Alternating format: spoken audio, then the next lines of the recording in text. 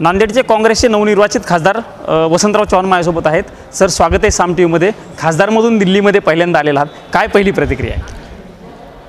आज निवडणूक संपल्यानंतर नांदेडचा खासदार म्हणून मी दिल्लीमध्ये प्रथमच इथं आलो आणि ह्यापूर्वी अनेक वेळा आमदार म्हणून असताना आलेला आहे. आज इथे या ठिकाणी लोकसभेच्या त्या ठिकाणी रजिस्ट्रेशन करणं गरजेचं आहे म्हणून कागदपत्र घेऊन इथं उपस्थित आहे. नांदेडची निवडणूक खूप लक्षवेधी ठरली होती, कारण माजी मुख्यमंत्री अशोकराव चव्हाण तुमच्या पक्षाचे होते. ते पक्ष सोडून भाजपमध्ये गेले, त्यानंतर पक्षानं तुमच्यावरती जबाबदारी दिली होती. त्यामुळे या निवडणुकीकडे विशेष लक्ष लागलेलं होतं संपूर्ण देशाचं. बरोबर आहे. अशोकराव चव्हाण हे आमचे नेते होते. आम्ही एकत्र काम केलेलं आहे आणि त्यांचं वलय नांदेड जिल्ह्यावर प्रस्त राहिलेलं आहे. पण ज्या काही गोष्टी मध्यंतरी पक्षांतरांच्या घडल्या, त्यांनी जनता पक्षामध्ये प्रवेश केला, का केला, का त्याचं कारण आम्हाला माहिती नाही.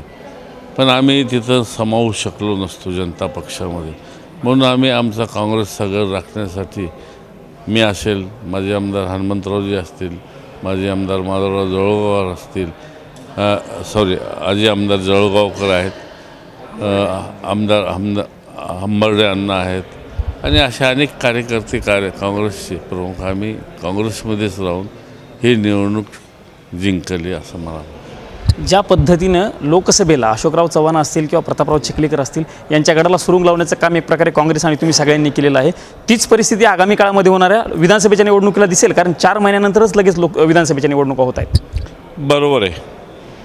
लोकसभेमध्ये ज्या पद्धतीने आम्ही निवडणुका एकत्र येऊन केल्या, आता येणाऱ्या विधानसभेमध्ये सुद्धा आम्हाला ही रणनीती त्या ठिकाणी त्या मार्गानं करून विधानसभेचे जास्तीत जास्त आमदार कसे निवडून आणता येईल हे आम्हाला काम करावं लागणार. ज्या प्रकारे आत्ता महाविकास आघाडी म्हणून तुम्ही लोकसभेला सामोरं गेला, तीच परिस्थिती विधानसभेला असेल बहुतेक. आता काल आम्ही भेटलो, ठाकरे साहेबांना भेटलो, पवार साहेबांना भेटलो, पटोले साहेबांना भेटलो, तिन्ही नेत्यांना भेटलं. तर आता येणाऱ्या काळामध्ये हे गठबंधन राहणार अशी चर्चा आहे. त्या अनुषंगाने आम्ही गठबंधन या नावाखाली एकत्र येऊन ह्या निवडणुका विधानसभेच्या लढवणार.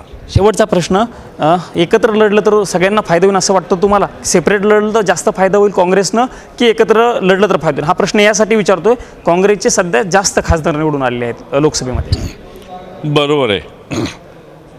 मागे आम्ही एकत्र अलग अलग लढलोत, त्याच्यामुळं आम्हाला या ठिकाणी काही जास्त यश प्राप्त झालं नाही. पण कालच्या ह्या लोकसभेमध्ये हे महाविकास आघाडी करून एकत्र लढल्यामुळं जास्तीचं बळ आम्हाला या महाराष्ट्रामध्ये मिळालं. म्हणून येणाऱ्या काळामध्ये विधानसभेच्या निवडणुकासुद्धा ह्या एकत्र लढवणार. निश्चितच हे वसंतराव चव्हाण होते आणि त्यांनी स्पष्ट सांगितलेलं आहे की आगामी काळातील निवडणुका ह्या महाविकास आघाडी म्हणून आम्ही लढणार आहोत. तसं लढलं तरच महाविकास आघाडीला किंवा काँग्रेसला जास्त यश मिळेल, अशा पद्धतीची प्रतिक्रिया त्यांनी दिलेली आहे. आणि आज खासदार म्हणून ते राजधानी नवी दिल्लीमध्ये आल्याचं आपल्याला पाहायला मिळत आहे. कॅमेरामन राजीव गौतमसह मी प्रमोद जगताप, साम टीव्ही न्यूज, नवी दिल्ली.